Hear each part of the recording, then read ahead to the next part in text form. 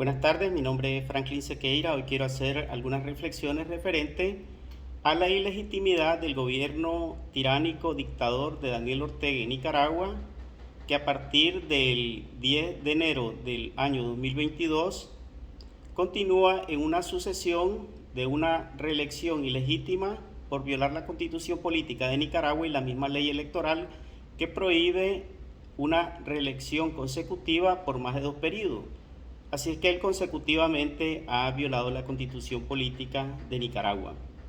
Pero bueno, ese es un tema que todos los nicaragüenses ya sabemos, y eso también lo saben los gobiernos democráticos de la región, y también lo saben los organismos internacionales, lo sabe la OEA, lo sabe también el Parlamento Europeo, y sobre todo saben algo más que eso. Saben que Daniel Ortega es un violador de derechos humanos y que ha cometido crímenes de lesa humanidad.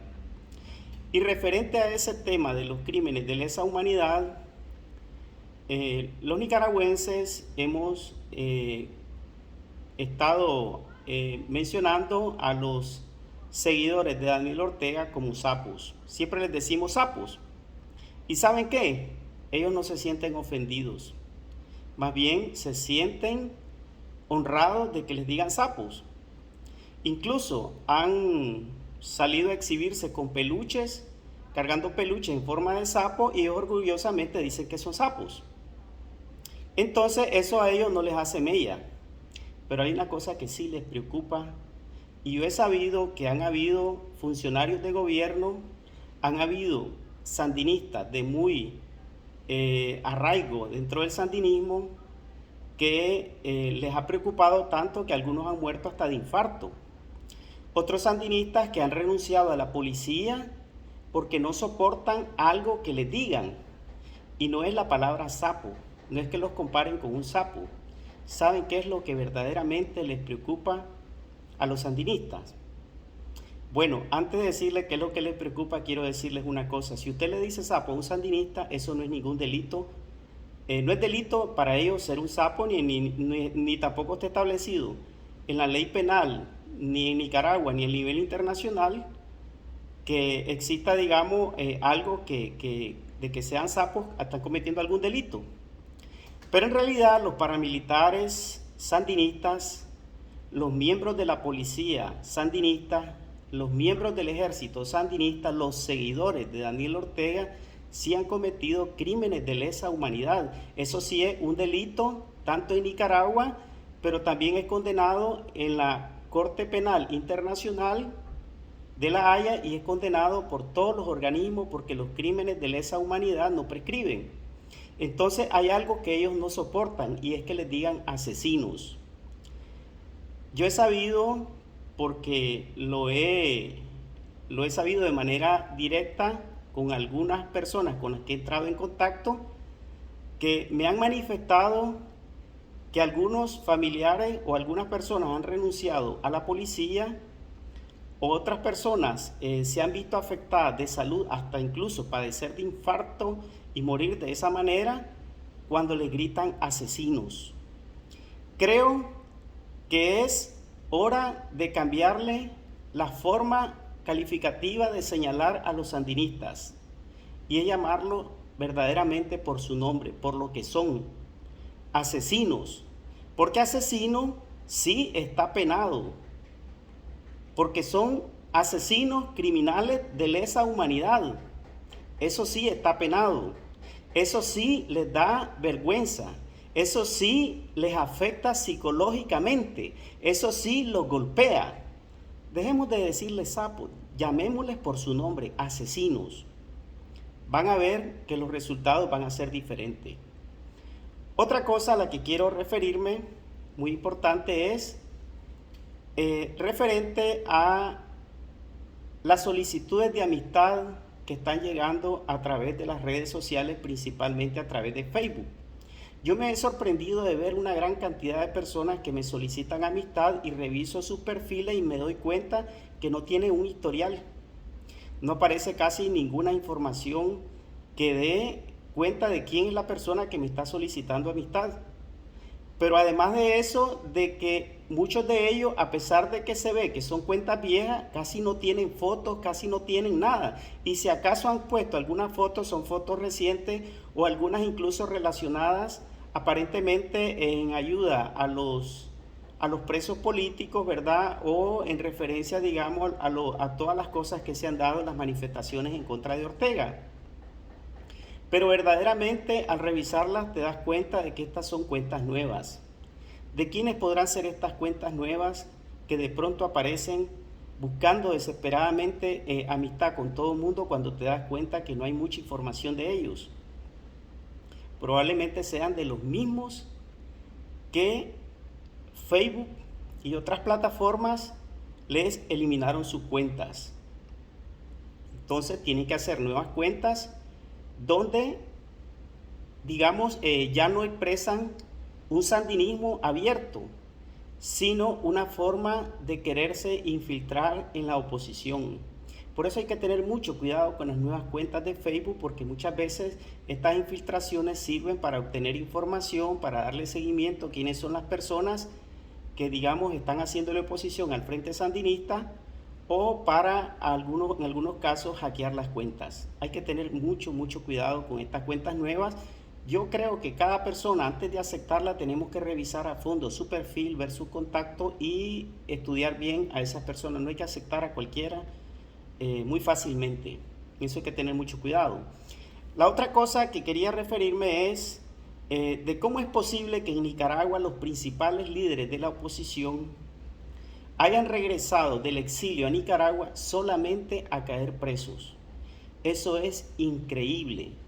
Les abrieron la gasa, les abrieron la puerta para que quedaran luego dentro de la trampa, dentro de las fronteras de Nicaragua, y así fueran cazados fácilmente y ser llevados a la cárcel. Mientras esto sucedía, otros supuestos opositores que en realidad han sido ocupados para dividir más a la oposición, haciéndose pasar como adversarios del Frente Sandinista, como en este caso el grupo Rescate al Sandinismo, de la Mónica Baltodano Marcenaro, fácilmente salió con su hija, que fue una de las del grupo de la articulación, que no son más que un montón de ONG sandinistas, que en realidad son parte del mismo grupo, que fácilmente los dejaron ir a Costa Rica. ¿Para qué? Para dividir a la oposición, donde está concentrada la mayor cantidad de nicaragüenses en el exilio. Es decir, el Frente Sandinista sabe que en Costa Rica está la mayor cantidad de opositores. Entonces ellos allá tienen agentes de la Seguridad del Estado, del F5, que es la Dirección Quinta de la Seguridad del Estado, como la Cusabel Cárdenas y otras comandantes guerrilleras, pero también dejaron ir a la Mónica Baltodano y familia para ellos incidir en Costa Rica. Todos sabemos también, ¿verdad?, de que allá se encuentra Álvaro Robelo, un supuesto candidato a la presidencia, opositor a Daniel Ortega. De pronto es opositor. Todo el mundo sabe, ¿verdad?, de que Álvaro Robelo, cuando creó Arriba Nicaragua, lo hizo con un fondo de $10 millones aportados principalmente por el financiero de la oposición. El verdadero financiero detrás de este mafioso no fue más que Humberto Ortega, el general Humberto Ortega Saavedra, hermano de Daniel Ortega Saavedra, quien es cierto que tiene algunas diferencias con Daniel Ortega, pero más principalmente con la Chayo Murillo, con Rosario Murillo, no directamente con Ortega, porque en el fondo los dos son cómplices del desastre de Nicaragua. Los dos podrán tener algunas diferencias, pero en el fondo ninguno de los dos quiere que el sandinismo pierda el poder en Nicaragua. Por eso es que vemos a Humberto Ortega, el gran estratega supuestamente, que es el que en realidad ha apoyado la continuación del gobierno de Daniel Ortega, porque eso favorece sus intereses. Por eso es que él ha ocupado a una de sus fichas, como es el general Álvaro Baltodano, que ahora supuestamente está en el exilio en Canadá, ¿verdad?, y que tiene un hermano como supuesto perseguido político, que este general Álvaro Baltodano fue el negociador para lograr que partidos supuestamente de la oposición se sumaran a la convergüenza o llamada convergencia. Así es que son algunas cosas, ¿verdad?, que tenemos que ver. La otra cosa interesante es que cómo es que Daniel Ortega ha logrado mantenerse en el poder y qué pasará cuando Daniel Ortega esté, digamos, fuera de este plano existencial. ¿Será que la sucesión de Ortega continúe en los hijos o en la vicepresidenta Rosario Murillo Zambrana?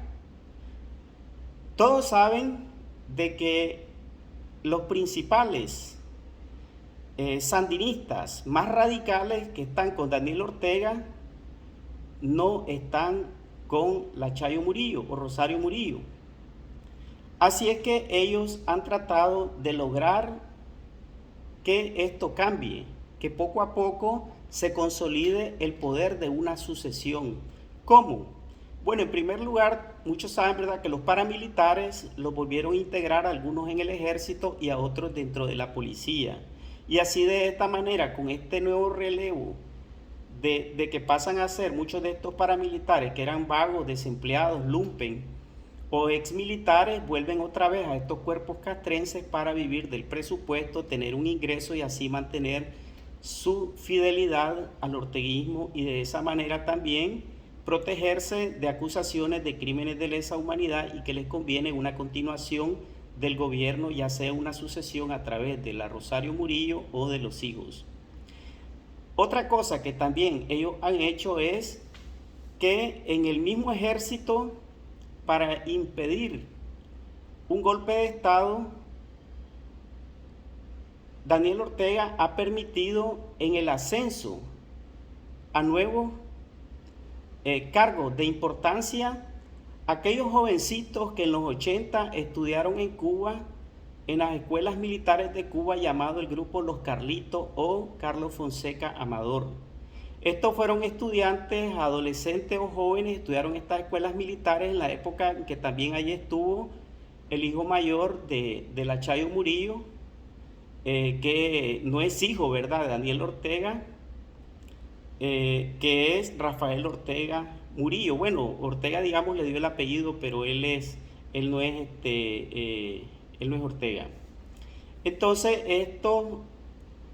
esta nueva generación, este relevo de estos que hoy son militares con grado de mayor, teniente coronel, coronel, ¿verdad? Estos están dentro del ejército, han logrado un mayor ascenso para ir tomando el poder y además mantener grupos de inteligencia dentro del Estado Mayor General del Ejército para controlar así las Fuerzas Armadas y no permitir que el ejército en algún momento se subleve contra Ortega o los sucesores del orteguismo. Otra cosa, ¿verdad?, que es muy importante es que los nicaragüenses debemos de tomar la responsabilidad de salvar a Nicaragua. No esperar que el tío Sam o el tío Samuel, como le llamaba Rubén Darío, envíe a sus hijos en una intervención militar a rescatar a Nicaragua, a los nicaragüenses de la dictadura. Esa es nuestra responsabilidad. Y nuestra responsabilidad inicia con buscar la unidad de todos los nicaragüenses. Ya dejemos de hacerle el juego al orteguismo, sembrando más división dentro de la oposición. Posteriormente voy a seguir hablando más sobre este tema, ¿verdad? Seguiré haciendo nuevas reflexiones, pero siempre mi llamado es a la unidad contra el sandinismo. Saludos a todos los nicaragüenses dentro de Nicaragua, en esa inmensa cárcel que hoy se ha convertido en Nicaragua, y también a todos aquellos que sufren el exilio y más aún aquellos que han sufrido un familiar producto de la represión o aquellos que tienen un preso político en las ergástulas terribles de la policía sandinista.